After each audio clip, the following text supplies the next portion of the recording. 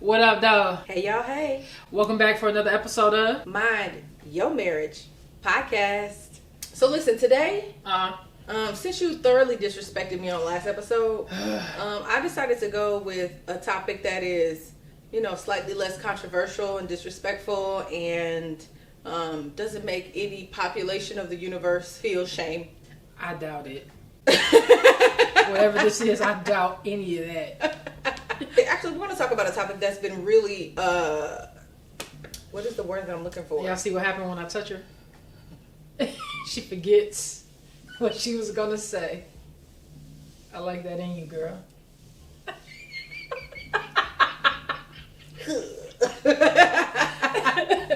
Relevant. Okay. The word's relevant. We got it. That's all that matters. Today we're going to talk about a topic that's been really relevant in our marriage over the past several months. We're going to talk about long distance marriage. So for the last several months, I think maybe about the last 6 months. I was going to say, babe, the half the year for sure. 6 months. I've had to do a lot of traveling to pursue professional endeavors, be it through my corporate role or my organization, my own personal company. And that has made my wife and I long distance lovers more often than we would like to be.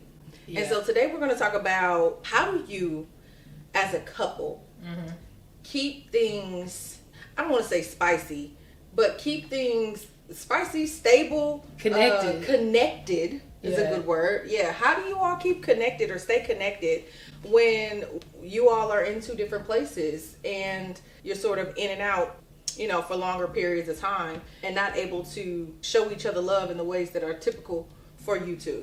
That's really what we're going to talk about today. I want to talk to you a little bit about, being the person that's at home. Yeah.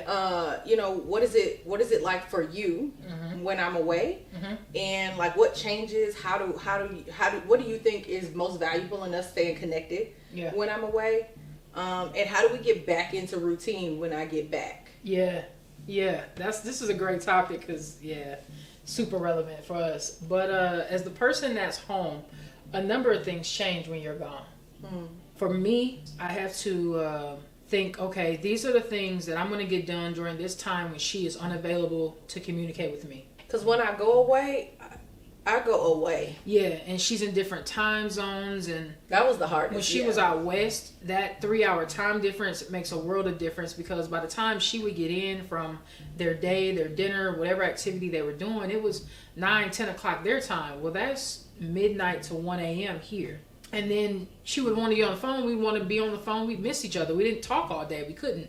Text maybe here and there, but not really. Not for real. Because her day is packed. It's jam-packed all day. And because I'm in the type of situations where even if I have idle time, it isn't appropriate to pull out your phone and start texting. So I have to be very mindful of how I show up at all times when I'm in some of these situations. Sometimes there are business situations and I'm dealing with clients. Other times there are work situations and I'm in spaces where it matters the impression that I leave, and so it's not a good idea to just have my phone out. And so literally I would only talk to Tasha at lunch, and even then I wouldn't. Nah, you only talked to me at lunch one time, and that was just say, hey babe, I got 2 minutes, I just wanted to hear your voice. Yeah, when I'm gone, I'm gone. I'm not available to connect or talk. My schedule, I just shifted how I operate my day. I knew that I had this time for, whatever I need to do. And then from this time forward, I'm going to be around and looking out for her. And I'm going to be taking a cat nap if I need to or whatever. So that when she calls, I'm available to be able to talk to her and listen. Because what I had going on today for me is not less important, but it's not as important. Like, she's out away somewhere around other people doing all these different things. I want to leave that space for her to share that or get that off her chest or off her mind to tell me. And then when she gets back, we could talk about, what I had going on. Because again, it's a time difference. It's 1 a.m. We can't sit on the phone. I mean, we could, but we shouldn't sit on the phone and talk till 4 in the morning when I got to get back up in 4 hours. And then, for her, that's 1 a.m. So that it's kind of okay for her in that instance. But, I prioritized the time to give you my undivided attention when we talked. And then I made sure to let you know I missed you. I love you. You look beautiful. Let me see your outfit. Girl, look at you today. I know you was killing them. And, you know, get her going like that, just so she knows I've been thinking about you. I love you. And, you know, what you got going on? One of the things I think I appreciate the most when I'm gone is that you don't ever come out of your character of like the person that solves all my problems. She's the person that solves all of my problems. It does not matter if I'm with her or I'm not with her. She is there and knows exactly what I'm doing at all times. If I am walking down the street, I'm like, I think I'm going the right way towards where I'm supposed to be. She'll be like, oh, well, the GPS says you're here and you're supposed to be going there. Make a right turn right here. Girl, what? How you know where I'm at? How you know what I'm doing? She knows, and I'm okay with that. I appreciate that. She knows when my Uber ride is taking too long. When we've been circling in a while, and she called me and be like, "You good? Cause y'all lost. What's going on?" She will. I remember one of the trips recently. I still put a mask and a bonnet on, obviously, because I'm a black woman. I gotta have my mask. But I had left my mask, and I realized that it was really late too. It was like 10 o'clock at night. It was like 11. Like 11 o'clock at night. This time I was in a different time zone, but it wasn't too bad. Mm-hmm. And I was telling her, man, I left my mask. I was like, well, I just have to, close up make sure the curtains is closed tight and everything so I can try to get some rest. I haven't slept without a mask in 13 years since we've been together. And next thing I know, there's a knock, knock, knock at the door. First of all, I'm on defense because who's at my door?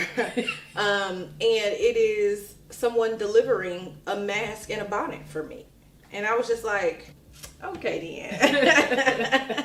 Soon as I get home. Okay.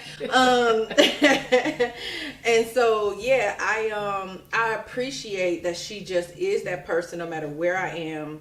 If I'm going to a restaurant, I'm gonna tell her the name of the restaurant. She's gonna look at the menu. She's gonna be like, oh yeah, it's probably what you about to get. Yeah, I can already see. It's something there for you.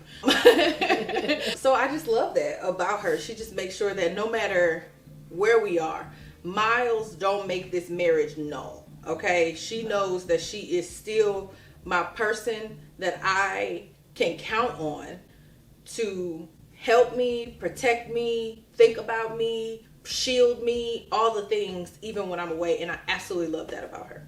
You gotta be comfortable and good at all times. Gotta be. And then another thing I think, you say you shift your schedule, and as do I. Right. When we're in a different time zone, I typically try to wake up earlier. Yeah.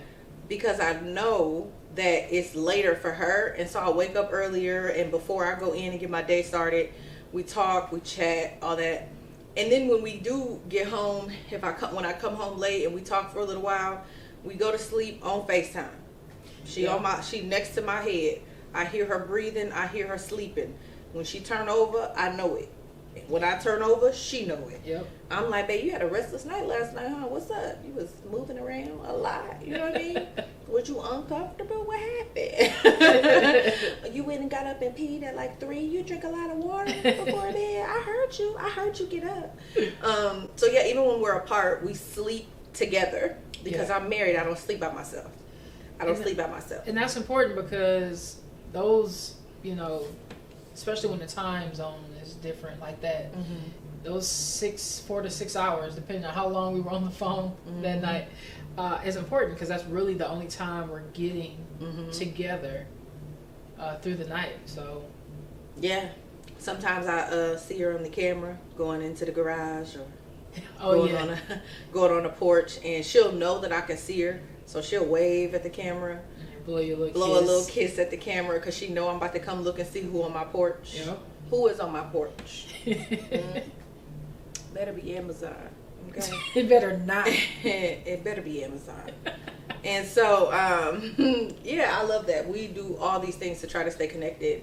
And we count down to the time when we get home. And then I absolutely love, like, when I return, I usually have, pretty much always, she comes to the airport, in the airport. She greets me with a song or some flowers or whatever. she want to be there before I even get to baggage claim, so I don't got to lift my luggage off the conveyor. Yep. Okay, she doesn't want me to have to do a thing, and so she don't want to pick me up outside the airport. She don't like that. She wants to park the car, walk inside, wait for me to come up the escalator before I even get to my luggage, so she can be right there, the first person I see when I get off the escalator in the Atlanta airport. Mm-hmm. And I love that because it makes me feel welcome. It makes me feel missed. It makes me feel loved. And so, yeah. And then we get back home, and then she forgets she loved me again. Wow, here she goes. And then she forgets she loved me, and she be like, why you always nagging? And I'm like, well, damn, you said you miss me. That's not true. But also, why is this like this? I do miss her. And then, yeah, she come in talking about now, first of all, when she get back, this house is never dirty. Never. If she goes out of town, whether it's for 10 hours or 10 days, when she get back, this house is clean. Mm-hmm. I've mopped, swept, all that. But yeah, something will happen, or she'll see something, and it will become she'll like nag on it for some reason. I will just ask a question. No. I will ask a question. I will seek understanding, clarity. Indefinitely. My curiosity will get to me. Yeah, one answer is not the answer. I just see this thing when she. Then we get off topic, but when she come home, I just want to spend all my time doing nothing, chilling with her, just aimlessly, mindlessly enjoying each other's space. The thing we couldn't really do while she was gone. Whereas I think when Tristan gets back in the house, she's back on.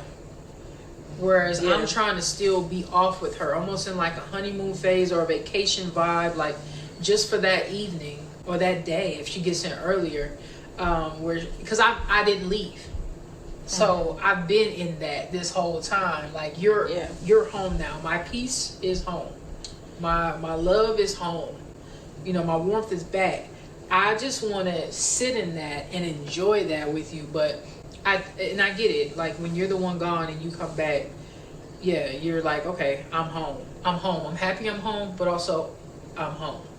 Yeah, I think that for me, when I'm away, I usually miss out on doing the things that I would have done if I was home. Mm-hmm. So I'm behind on work, I'm behind on emails, I'm behind on things, right? There's things I got to prepare for. Now, I usually get home right, and I got to go back to work the very next day. Yeah. So I got to get my mind right. I got to prepare. Now I got to figure out what we eating all week long. What we eating, you know, what we doing. And so when I get back home, I'm like, yeah, babe, I miss you. Mwah. All right, what we got in here? Let me schedule the laundry to get picked up tomorrow. That means I need to unpack my luggage so I can get the laundry out on the porch for them to pick it up. Let me do this, that, and the other. I'm trying to get shit going. I have a hard time. If I do nothing, then I'm doing nothing. Mm-hmm. I have no in between. I'm either very productive or I'm very not productive. Yeah. And so I usually come home and I'm either one or the other. Or sometimes I come home and I just want to chill. And she want to ask me what you want to eat. I don't know. You don't solve problems no more? Because what you doing? What you doing? But then I do. What you doing? See, I think, why you asking me what I want to eat? See, and I see figure it out. I see that one differently. Because I'm like, oh, she's back.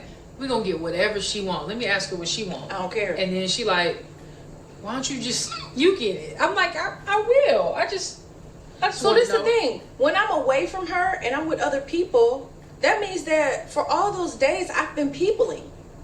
Okay? I've been peopling for several days. And while I was doing said peopling, I had to make decisions. Okay? I had to be on. I had to make decisions about where we were going to eat and what we were going to do and what time we were going to meet in the lobby and, you know, who's calling the Uber, who's calling the Lyft. This is too much. So when I get home, I don't want to do nothing. I want you to remember that I've been peopling for days on end. Don't make me people anymore. But I do remember that. Be my peace. I tell you what.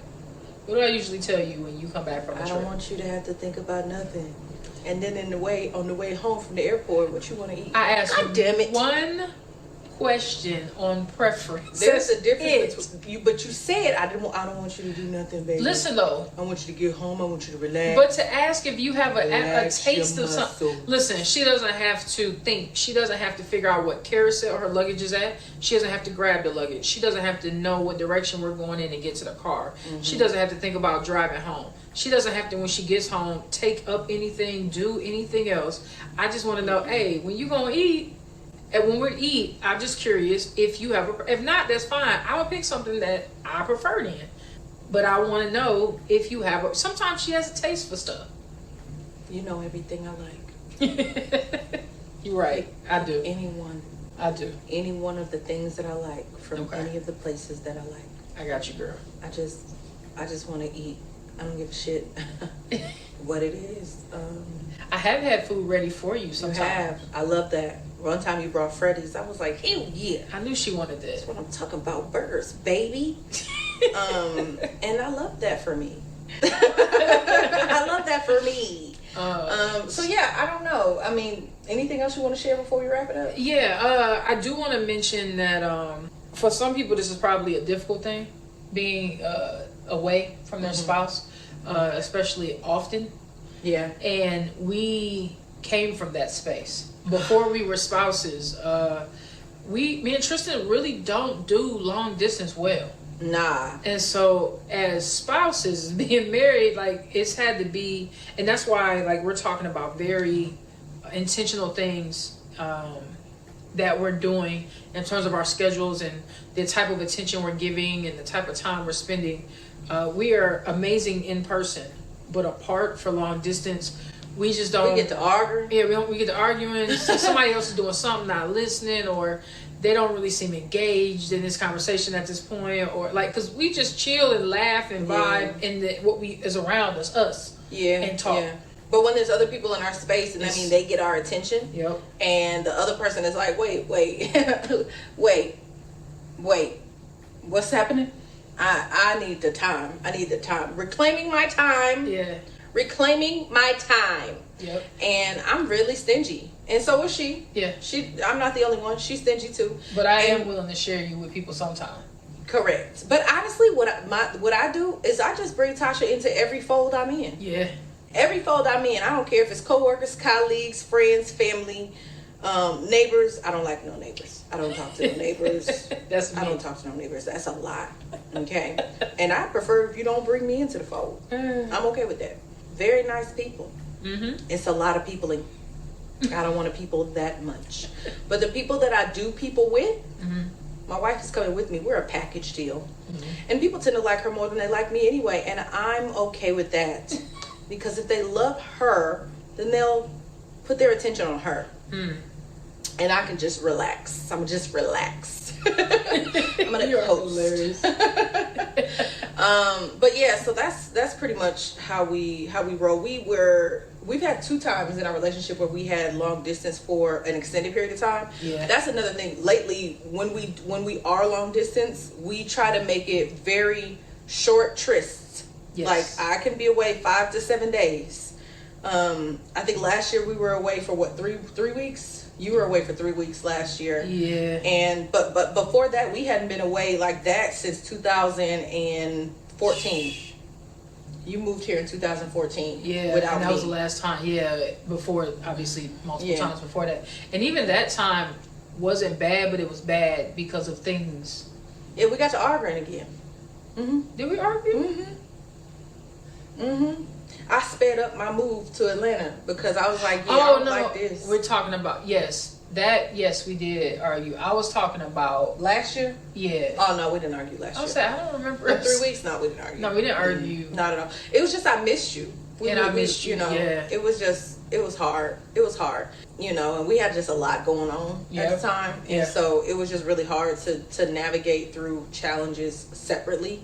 And be missing each other. Yeah. And so that was hard. But back in 2014, when you moved here without me, Yeah, no, that wasn't. We did argue because also I was missing her and there was a lot going on.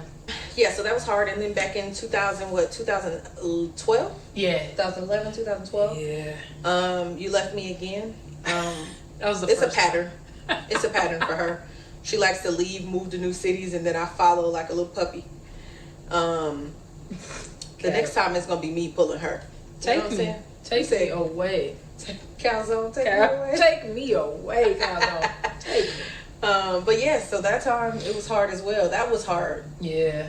Because also I think it gets easier a little bit as we get older. Now we don't argue when we're apart. Mm-hmm. We actually love each other more fiercely when we're apart, to the point where when we get back together, it's like, where did that person go that was loving on me so much from afar? Now I get in your face and you giving me the stank face and the small eyes and the side eye. Girl, you don't like me for real? And so now we've kind of mastered it a little bit. Yeah, we've gotten good at it. Make efforts at all times. So you know, I like her or whatnot. So she does. All right, y'all. So listen, this was a good topic, I think. I do too. A little chill. You know, sometimes we get a little wild on here, but this time was a little chill. And I just want to talk about something that was really happening, like I said, relevant in our relationship right now. And I want to know if you all, if there's any couples out there, married or otherwise, what are y'all tips for staying connected when you're apart? Yeah, and do you thrive in that environment, or is that a struggle for y'all as well? And yeah, like Tristan said, what do you do to try to like mend that and close that gap? Yeah, I mean, there are people who are in long distance relationships like full time for years. Yeah, I can't. We couldn't do it. I can't. You know, maybe if you met each other long distance and y'all been long distance the whole time, that might be. But we went from not being long distance to being long distance, and then because our relationship, and we're about to go off, but our relationship started with seeing each other every day. Every day, every night. We worked together. After work, we was at each other's house. Before work, I would leave from her house, or she would leave from mine. Yeah. Like literally, as soon as we got together, we became life for each other. Yeah. And I don't want you therapists that are watching, or you people who think you know more about my life than my life. I don't want to hear about whether you think that's healthy or not. Mind your business. Mind your business. God gave me my gift, and I shall carry it with me everywhere I go. Okay? There's that. But yeah, so I think this was a good topic. I agree again, and hopefully it has helped some people, or will help some people that maybe be struggling with that, or they just aren't sure how to go about that route. So. Yeah, and ask us anything if you want to know a little bit about some of the things we've talked about and how we stay connected. Let us know. We're happy to talk. Yeah. And if you got some things that we didn't mention that have really worked for you and helped your marriage or your relationship, please let us know in the comments after you have subscribed and turned on your notification bell, because that is important. Yeah. So, all right, y'all. We love you. We've enjoyed, and like always, we're gonna see you in the next episode. Bye. Peace.